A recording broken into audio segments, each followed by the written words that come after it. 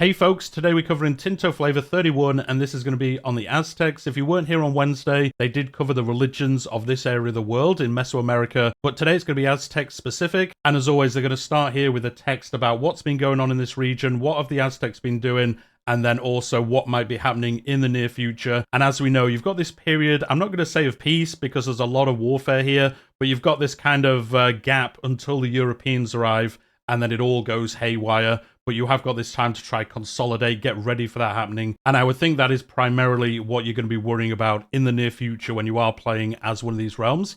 Now you can see here, as always, the graphical version of this. You can see the flag. You can see they've made some changes to this UI. They're going to talk about that in a second, but you can see in the top right-hand corner the kind of open book icon. We do know that is themed around when you're doing narrative events. So I wonder if that means there's like 16 themed content events maybe around this country. So when you're picking a country, when EU5 comes out and you're wondering who to play as, I guess you can kind of click around the different countries and it will tell you like how much unique content they have. That would make sense, having some kind of graphical version of seeing that, so you can help make your decision based on that. The blue flag they're going to talk about in a second, and we can cover what that means. But as you can see, they have made some changes to this UI. They are making a lot of changes to this. It has changed pretty much like every 2 weeks or so when we've been covering these dev diaries.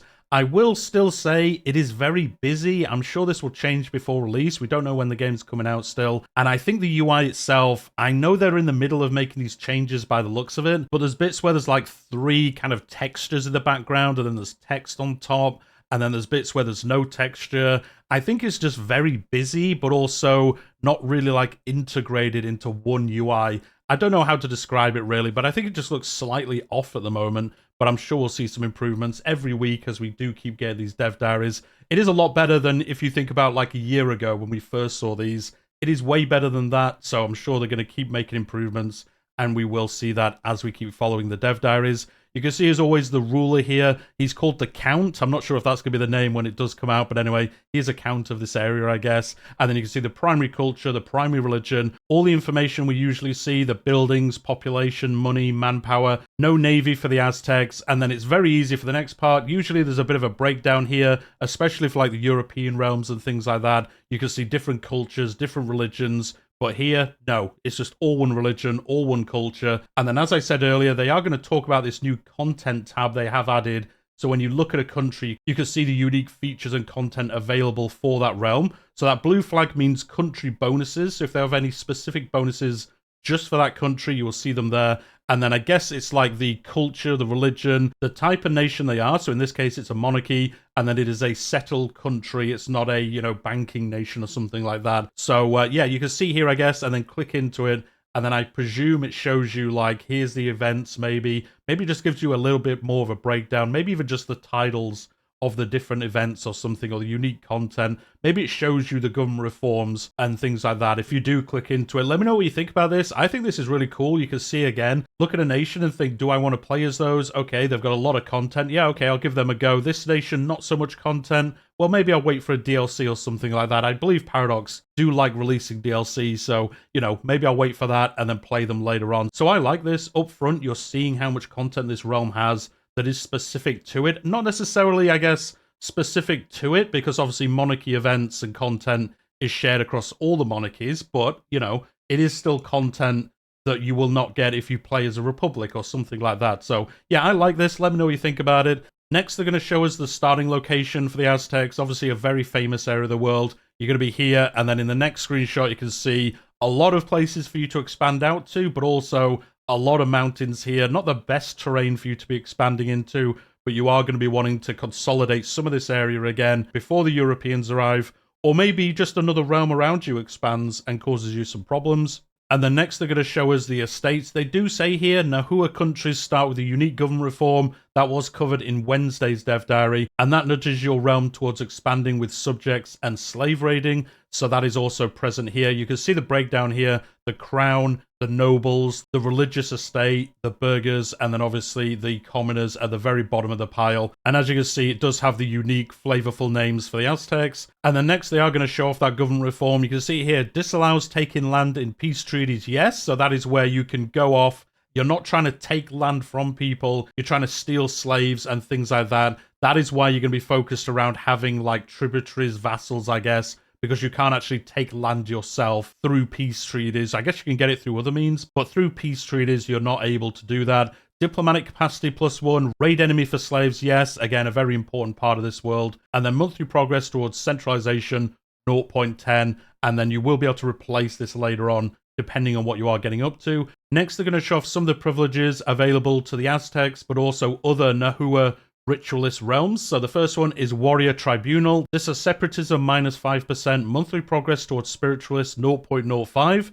The next one is ceremonial tax exemptions, because even in Mesoamerica, it's all about getting those tax exceptions. You can see here, maximum tax for the burgher estate -10%, monthly doom though -0.03. So this is a way to avoid that doom mechanic, make sure it isn't going to hit 100 and get your ruling dynasty quickly sacrificed to a god. This will help you try and combat that a little bit. Next, they're going to show off some unique units, and first of all, a building that allows you to get these. So you can see the Warrior Temple. This is clergy power +10%, monthly manpower +10. Can recruit regiments here, yes. Can build eagle and jaguar warriors, yes. So these are the special units for this area of the world, and you are going to be able to build those. And then you can see these combat units next. So you've got the jaguar warriors first. You can see those on the screen at the moment. And then next you've got the eagle warriors, which are the kind of upgrade of these. And they are going to be that little bit better. Looking at the actual stats, they don't look too different.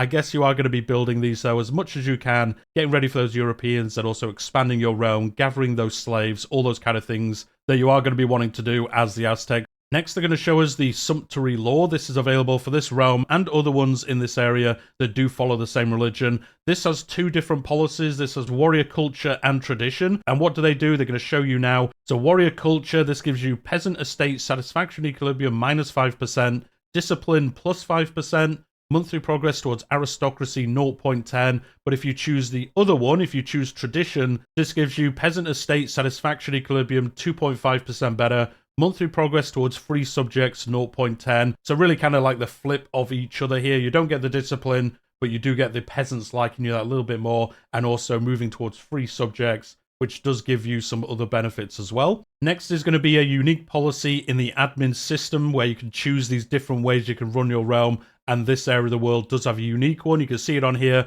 I'm not going to try butcher the name of it, but this gives proximity costs -10%, subject income +10%. Obviously, if you have a lot of subjects, this is going to help you quite a bit in getting that income back from them. Next is going to be some unique advances just for the Aztecs. This isn't linked to the religion, which most of the previous ones were. This is just for the Aztecs. The first one is Warrior Societies. This allows you to build 2 special buildings, and they're going to show those off immediately. So the first one here, the Kalmakak, definitely how you pronounce it. This will give you max literacy for nobles +10%, which is a really nice bonus. Efficiency of our cabinet +5%, again, a pretty nice bonus there. And then effects on the location. So wherever you build this, this also gives you max literacy for nobles +20%. So you're going to want to build this wherever you have a big concentration of nobles, because in that specific location, you get that 20% bonus. I don't know if that stacks with a 10%. I think it does, because the top bonus is once across your capital and your country, and then effects on the location. Obviously, if you build it elsewhere,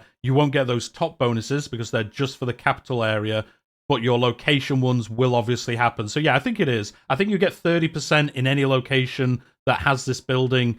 But if you don't have this building, it is 10% like across the country in general anyway. So it is a nice bonus, even if you don't build it elsewhere. But obviously, every kind of city that you build this in, because you're generally going to build this in cities where your nobles are, you will get that 30% bonus, which again is quite a lot. That's going to help you, I guess, kind of catch up with maybe the Europeans, make sure you're ready for them as they do arrive, as we keep talking about. The next building, I'm not going to try pronounce it. You can see this is a military building. Army reinforcement cost -5%, which is nice. Monthly manpower +30. That's actually quite a nice amount of manpower that you get out of this. You're going to be building these as often as you can. And then next, we're getting back to the advances. The first one here, this gives you food production +10%. Overall, just great to get for your realm. This is available in the Age of Renaissance. I'm not even going to try pronounce any of these advances. The next one is available in the Age of Discovery. Again, subject income +10%. Stack these with all the other modifiers. Get all that money out of your subjects. All those benefits of getting those and getting that little bit of extra money. The next one is about the Reformed Army. This is available in the Age of Reformation.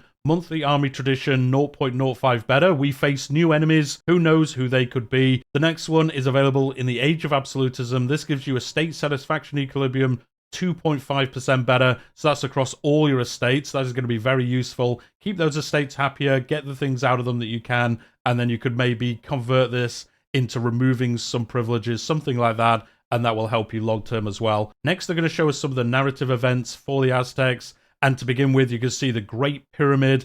I'm not going to try to pronounce the name. You know what it is. And this is all about starting to build that pyramid. All must contribute towards the pyramid. And then you can see here what it gives. Monthly Doom 0.01, which isn't a lot, but it does add up as you do have this building, helping you control that Doom number once again. Obviously, this is a very religious building, so clergy power plus 20%, empowering your clergy that little bit more. And then cultural tradition 0.10 better. Pop conversion speed plus 10, that's a nice bonus. And you can be building this, I would imagine, every time you play as the Aztecs. Such a famous temple. You're going to want to be building this when you can. Next is all around a person. This is Apanko, and they were an architect in this Triple Alliance, and the first person to be named the Prime Minister of this realm. And this is all about him coming to your realm, and then you will have him as part of your leadership. The next event is all around victories. Victories against our foes come at a steep price. For years, we have fought to preserve our domain and to ensure our people expand and prosper. The gods have been kind to us, providing ample warrior flesh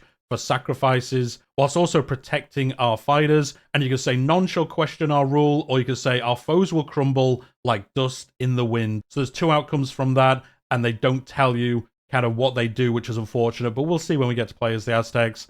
The next one, they say this is the final boss, and that is what this event is all around. So a strange new fever has begun to spread in our lands. It is far worse than any disease we have ever seen before or after the arrival of the Europeans. The fever that it brings leads to death in just a few days and rapidly spreads amongst our people. So I think this is like the combined disease. Let me know if I'm wrong about this. Maybe it's something to do with their religion. They don't clarify. They just say this is like the final boss of the Aztecs. If you're not aware, when the Europeans arrive, they don't just bring like smallpox, measles. They have this like combined disease that is specially kind of programmed for the New World, which is like, you know, like a super disease, which just goes to show in totality, really, how bad the kind of combined diseases were for this area of the world. Because they'd never been exposed to any of these diseases, it was especially bad for them. And I can't remember what the name of that was in the dev diary. It was quite a long time ago now. It was probably over 6 months ago, but it is covered on the channel if you want to look back at it. There is this kind of super disease that you have to deal with, and then you also get all the normal diseases as well. So it is generally a very bad time for this area of the world. But I think that is what this is talking about. But do let me know in the comments down below if this is talking about something else. I imagine it's talking about the disease, but you know, I don't know that much about the Aztec history. But anyway, with that, that is the end of the dev diary this week. A little bit of a shorter one, just giving us an initial look at the Aztecs. As always, there is more content than this for the Aztecs. They just show us a little bit of a snippet of it. Just give us a little bit to get ready for this when it does release. They do say next week. We've had Central America this week. We're going to have South America, it looks like, next week. I think that's what the Wednesday one is talking about, the Inti and folk religions, because on Friday they're going to talk about the Incas. So I guess the Inti and folk religions are also South American religions. Again, do correct me in the comments if I'm wrong around that. It would make sense because all these kind of weeks that they've done dev diaries, they generally are related to each other, the Wednesday and Friday. Today we had the Aztecs, on Wednesday we had Mesoamerican religions. The week before we had 2 European dev diaries together. But anyway, we'll find out next week. So as always, hit that like button if you've enjoyed today's video, subscribe to the channel if you haven't already. I'm covering all the news, all the dev diaries around EU5, up to official announcement of the release date, and then when the game comes out and far beyond there as well. And if you like Crusader Kings 3, I also cover that game in a very similar manner. So if you've enjoyed today's video, you'll probably enjoy those as well. But we'll leave it there for today. Have a good weekend, and I'll see you all next time.